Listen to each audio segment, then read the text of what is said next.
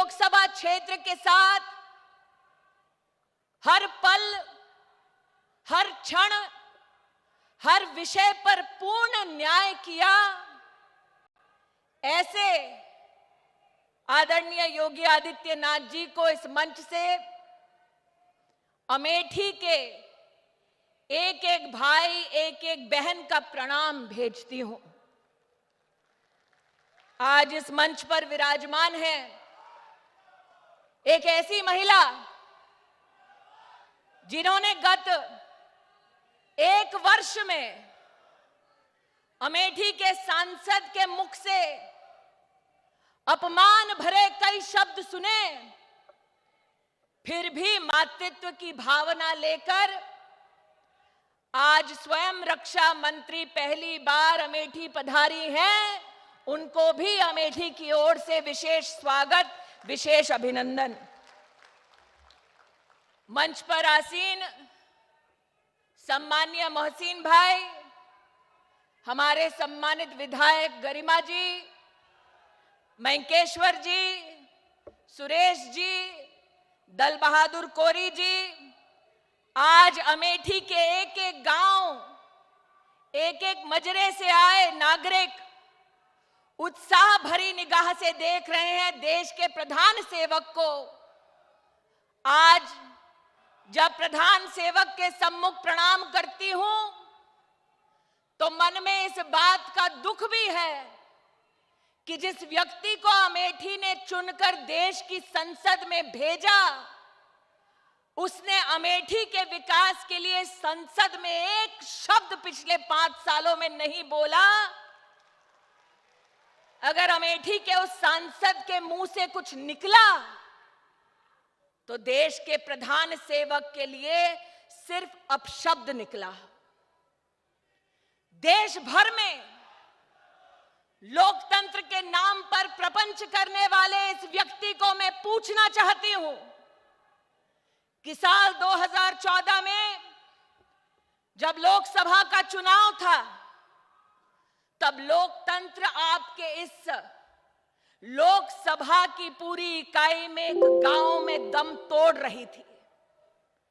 पिपरी गांव ने सार्वजनिक किए घोषणा की कि 60 साल से हम नामदारों के पैरों तले कुचले जा रहे हैं, 60 साल तक हमारी जमीनें कटान में बहती जा रही हैं, लेकिन नामदारों के पास हमारे लिए वक्त नहीं।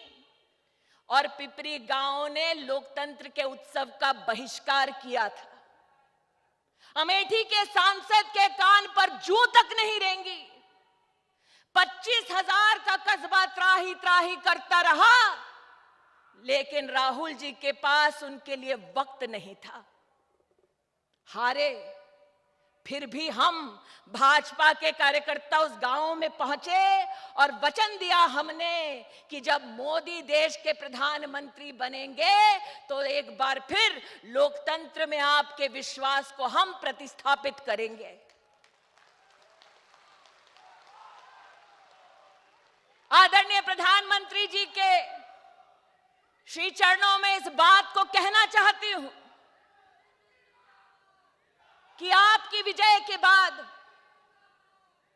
भाजपा के कार्यकर्ता लखनऊ के चक्कर काटते रहे, तब की प्रदेश की सरकार से हम कहते रहे कि राजनीतिक मंशा के साथ नहीं, सामाजिक सशक्तिकरण की दृष्टि से कम दया करें पिपरी के निवासियों पर। लेकिन लखनऊ की गलियारों में सत्ता की कुर्सी पर बैठे जो लोग थे, उन्हें पिपरी के निवासियों की चिंता नहीं थी। ये तो सौभाग्य है प्रभु का कि एक कमल देश में संसद में खिला, एक उत्तर प्रदेश में खिला और योगी जी के नेतृत्व में 60 साल के बाद पिपरी गांव को एक बांध नसीब हुआ। आज स्वागत की श्रृंखला में मैं उन नागरिकों को जोड़ना चाहती हूं जिनके मन में लोकतंत्र के प्रति विश्वास भारतीय जनता पार्टी के नेतृत्व ने प्रतिस्थापित किया। प्रधानमंत्री जी आज इस विशाल जनसभा में एक ऐसी मां बैठी है जिनका नाम शारदा देवी है, जिनके विदेश में सुपुत्र का देहांत हुआ। उस मां की गुहार अमेठी के सांसद ने नहीं सुनी। उस मां ने स्वयं इतना कहा कि मेरे बेटे ने परदेश में दम तोड़ दिया है, कोई उसका शव घर ले आए। सांसद तक ये बात ना पहुंची, और अगर पहुंची भी तो सांसद ने उस मां, उस परिवार की मदद करने के लिए एक कदम नहीं उठाया। आपके आदेश अनुसार विदेश मंत्रालय जब हम पहुंचे, हमने उस मां की पीड़ा को बतलाया तो 72 घंटे में उस मां ने, शोकाकुल परिवार ने अपने मृत बेटे का शव पाया। आज वो मां इस सभा में बैठी है, आशीर्वाद देने आई है कि सुख की घड़ी में तो सब साथ होते हैं, दुख की घड़ी में आप और आपकी सरकार साथ थी। आज वो मां अपना आशीर्वाद लेकर आपका स्वागत करने आई है। अमेठी का दुर्भाग्य कि एक ऐसे सांसद हैं 15 साल से जिनके घर में घी के दिए जलते हैं, लेकिन अमेठी का बच्चा बच्चा जानता है कि जैसे ही भीषण गर्मी आती है तो गांव में घर के घर भीषण अग्नि में तबाह हो जाते हैं। इन 5 सालों में मैंने स्वयं लगभग 500 घरों को झुलसते देखा। जब भी किसी घर में आग लगती तो भाजपा का कार्यकर्ता मदद के लिए दौड़ता। आज प्रधानमंत्री जी उन 500 परिवारों के नागरिक, सगे संबंधी इस मैदान में आए हैं कि जिनके घर में इनकी वजह से घी का दिया जलता है। उन्होंने तो शरण नहीं दी, लेकिन जब गरीब का ध्वस्त हुआ घर तो भाजपा का कार्यकर्ता कंधे से कंधा मिलाकर उनके साथ खड़ा रहा।